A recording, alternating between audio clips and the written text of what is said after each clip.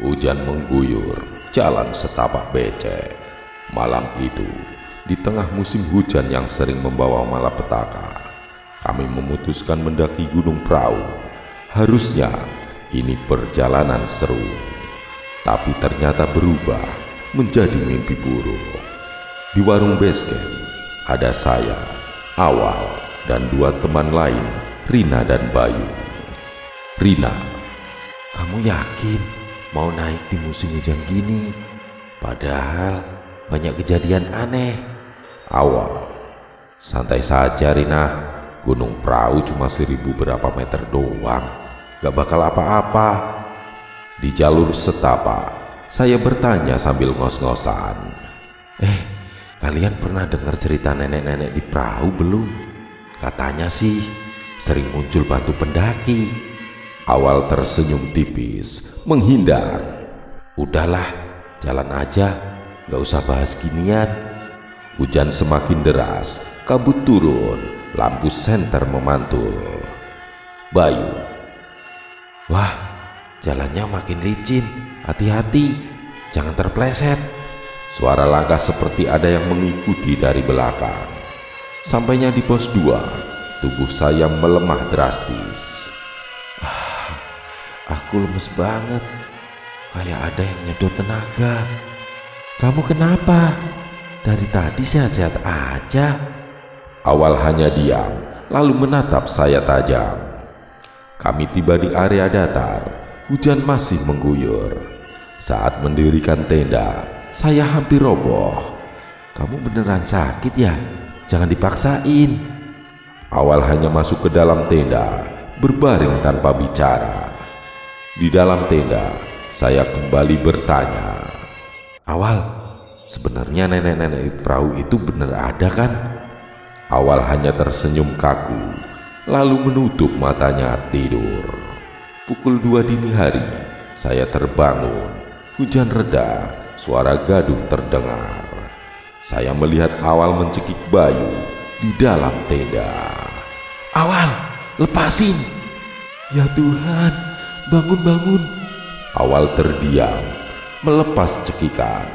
Wajahnya kosong. Aku nggak tahu kenapa. Barusan kayak ada yang ngendaliin aku.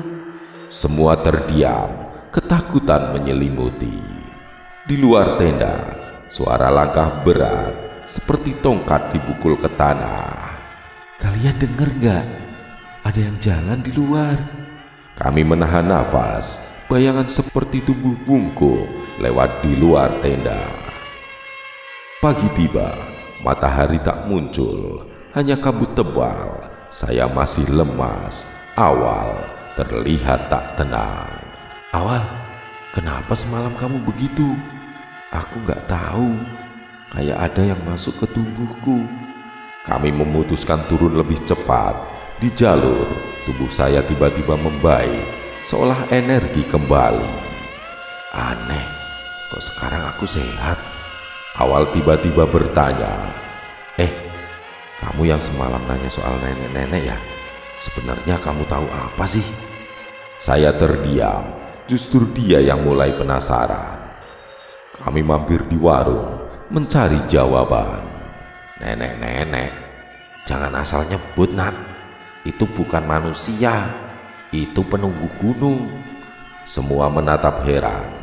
Katanya, kalau kamu sopan dan minta izin, dia bisa nolong.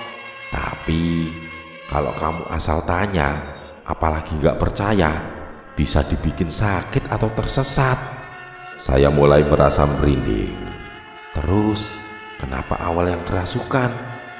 Dia jadi perantara. Roh itu masuk lewat orang yang hatinya lagi kosong. Awal menunduk, wajahnya pucat. Awal akhirnya bercerita. Pas tidur, aku kayak mimpi.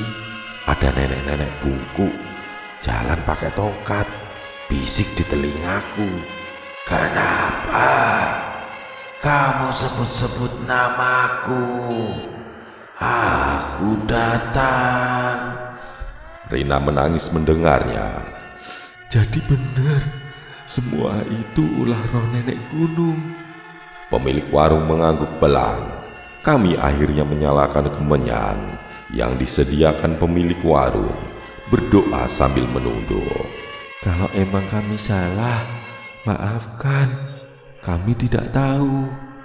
Hujan berhenti, angin reda, suasana seolah kembali normal. Awal menghela nafas lega. Kayak ada yang keluar dari tubuhku. Aku merasa ringan. Kami melanjutkan perjalanan pulang ke kota. Di perjalanan, semua terdiam, hanya sesekali salib pandang. Gunung Prau memberi kami pelajaran. Perjalanan alam bukan cuma fisik, tapi juga spiritual. Beberapa hari kemudian, kami berkumpul lagi. Jadi, kita bakal naik gunung lagi. Iya, tapi kali ini kita harus belajar minta izin dulu pada alam. Awal kini gemar membaca tentang mistis dan adat gunung. Aku gak mau lagi nganggap enteng hal-hal begini. Semua ada penunggunya. Kisah horor di Gunung Prau akan selalu membekas. Kami sadar, gunung bukan hanya puncak indah untuk didaki. Ada yang lebih besar dari itu. Roh-roh alam yang menuntut rasa hormat. Selesai.